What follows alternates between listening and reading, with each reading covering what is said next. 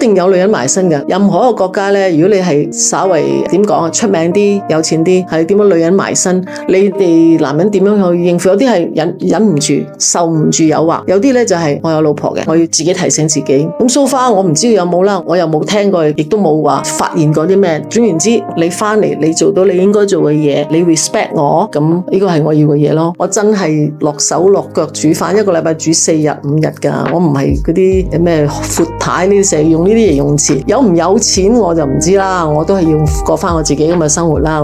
你要有時候又聾又盲又啞，冇人嚟撳你鐘呢，你就唔好自己去開門。總言之，佢對你冇嘢，佢又唔係對你唔好，又唔係唔負責任。咁啊，你有啲嘢係唔應該知嘅，你咪唔好知啦。我話so far我唔理，我嗰度自然咁生活。如果人哋踩到埋嚟，我亦都唔會唔還拖。咁就 OK 啦。我咁多年嚟都係咁過，我又冇人嚟撳我鐘咁咪算咯。